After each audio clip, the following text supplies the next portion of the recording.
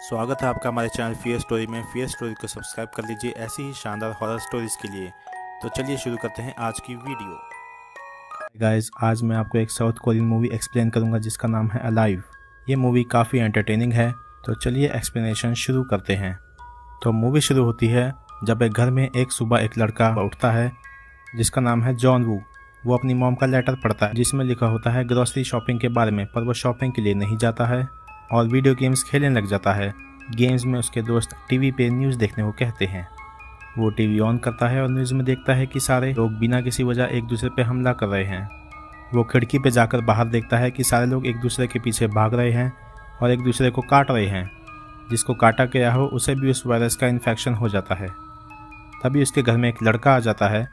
वो भी घबराया हुआ होता है। वो कहता है कि सब लोग एक दूसरे को काट रहे हैं, मेरे भाई को भी इन्फेक्शन हो गया है। फिर वो वॉशरूम यूज़ करने जाता है।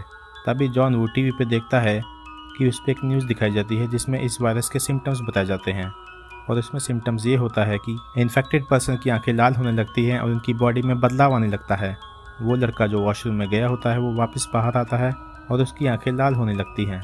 जॉन वू को शक होता है और वो उसे बाहर जाने को कहता है, पर वो लड़का बाहर नहीं जाता और उसकी बॉडी ज़ॉम्बी में बदलने लगती है।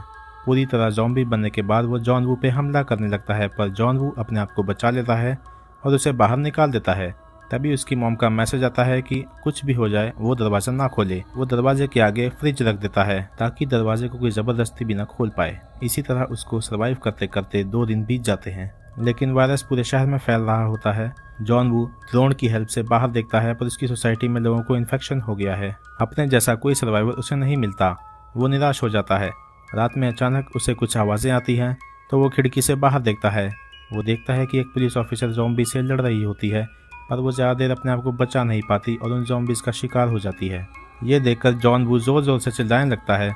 उसकी आवाज़ सुनकर एक ज़ॉम्बी उसके घर में आ जाता है और उस पर हमला करने लगता है। किसी तरह वो अपने आप को बचा लेता है, पर इस चक्कर में उसका सारा खाना खराब हो जाता है। हेल्प के लिए वो अपनी वीडियो बनाकर सोशल मीडिया पे अपलोड करता है और अपनी खिड़की पे टेप लगा देता है, और टेप लगाते लगाते गलती से उससे पानी की लास्ट बोतल भी गिर जाती है। भूख प्यास मिटाने के लिए वो अपने फादर की रखी हुई अलमारी में विस्की पीता है और सारा दिन नशे में रहता है। एक दिन उसकी माँ का फ़ोन आता है और वो कहते हैं कि हम सब ठीक हैं, पर तभी ज़ॉम्बी की आवाज़ें आती हैं और शायद उसके माँ बाप जहाँ बच के रह रहे थे वो भी ज़ॉम्बीज़ का शिकार हो जाते हैं। ये जानकर वो निराश हो जाता है और घर से बाहर जाकर ज़ॉम्बीज़ पे चिल्लाने लगता है। आवाज़ सुनकर सारे ज़ॉम्बीज़ उसकी तरफ आ जाते हैं और उसे अपनी गलती समझ आती है और वो वापस घर में आ जाता है। इसी तरह 20 दिन बीत जाते हैं, पर अब जॉन वू में जीने की ख्वाहिश नहीं रहती है और वो पंखे पर रस्सी लगाकर सुसाइड करने की कोशिश करता है। पर तभी कोई लड़की सामने से उस पर लेज़र लाइट मारती है। जॉन वो रस्सी काट देता है और वो लड़की को देखकर एकदम से खुश हो जाता है। अपने जैसे सर्वाइवर को देखकर उसमें जोश आ जाता है। उस लड़की का नाम होता है यो बिन। वो दोनों एक दूसरे के घर को ड्रोन की मदद से एक रस्सी से जोड़ देते हैं ताकि खाने पीने का सामान एक दूसरी तरफ से आ जा सके। रात में जॉन वू अपने नेबर के घर जाता है वहाँ से खाना लेने के लिए। जॉन वू को वहाँ पे एक वॉकी टॉकी भी मिलता है और वो उसे उठा लेता है, पर तभी वहाँ एक ज़ॉम्बी आ जाता है और उस पर हमला कर देता है, पर उससे बचकर वो वापस घर आ जाता है। वॉकी टॉकी की मदद से वो योबिन के साथ बात करता है। बात करते करते योबिन के हाथ से कुछ चीज़ें गिर जाती हैं। उसकी आवाज़ सुन के सारे ज़ॉम्बीज़ जो बाहर होते हैं वो सारे उसकी घर की तरफ अट्रैक्ट हो जाते हैं और उसके घर की तरफ आ जाते हैं। योबिन के घर में ज़ॉम्बीज़ आने ही वाले होते हैं और तभी जॉन वू योबिन के बाजू वाले घर में कॉल करता है। रिंग की आवाज़ सुनकर सारे ज़ॉम्बीज़ उस तरफ चले जाते हैं। जॉन वू को लगता है यहाँ रहना सेफ नहीं है। योबिन बताती है कि 8वें फ्लोर पर कोई नहीं है और दोनों वहाँ जाने का प्लान बनाते हैं। वहाँ जाने के लिए योबिन को दूसरी साइड जाना पड़ेगा और वो ज़ॉम्बी से लड़ते लड़ते वहाँ जाने की कोशिश करती है। एक ज़ॉम्बी उसके पास आ जाता है और उसे काटने की कोशिश करता है, और तभी जॉन वू आ जाता है और वहाँ पड़ी गन से ज़ॉम्बीज़ को मार देता है। दोनों काफ़ी मुश्किल से 8वें फ्लोर पर जाते हैं। शुरुआत में उन्हें वहाँ कोई नहीं दिखाई देता, पर थोड़ी देर बाद एक ज़ॉम्बी वहाँ आ जाता है और फिर उसके बाद बहुत सारे ज़ॉम्बीज़ वहाँ आ जाते हैं। तभी एकदम से एक दरवाज़ा खुलता है और एक आदमी दोनों को बचा लेता है और अपने घर में ले जाता है। योबिन को वो आदमी कुछ ठीक नहीं लगता है। वो उस पर शक करती है। वो आदमी कहता है कि रेस्क्यू टीम जल्दी यहाँ आने वाली है। ये सुनकर दोनों खुश हो जाते हैं और उस आदमी का दिया हुआ खाना खा लेते हैं। घर में बच्चों की चीज़ें देखकर योबिन उस आदमी को उसके बच्चे के बारे में पूछती है, पर वो आदमी कहता है कि मेरे बच्चे नहीं हैं, लेकिन आज 2 बच्चे आ गए हैं मेरी वाइफ के लिए।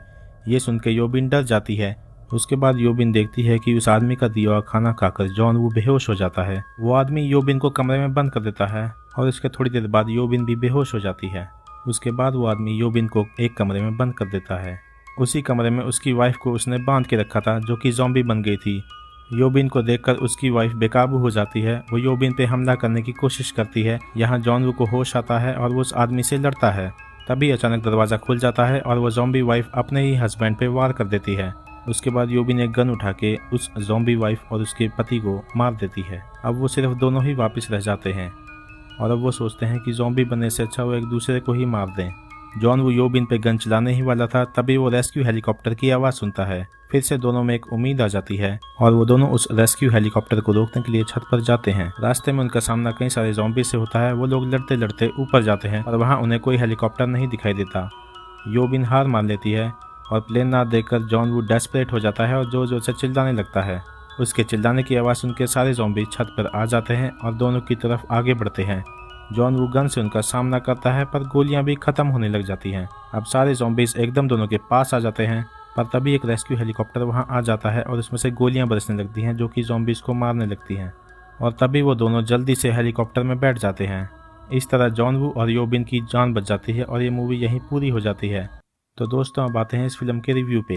तो दोस्तों जैसा कि आपको पता है साउथ कोरियन मूवीज़ बहुत ही अच्छी होती हैं ग्राफिक्स के लिए, कहानी के लिए। तो इसमें भी कुछ वैसा ही है। अगर आप एक ज़ॉम्बी फ़ैन हैं तो आपको ये मूवी थोड़ी सी फ्रेश लगेगी और जैसा कि मैं एक ज़ॉम्बी मूवी फ़ैन हूँ, मुझे भी ये मूवी काफ़ी अच्छी लगी है। तो दोस्तों अगर आप वीकेंड पे कोई मूवी देखने का प्लान बना रहे हैं तो it's a must watch movie.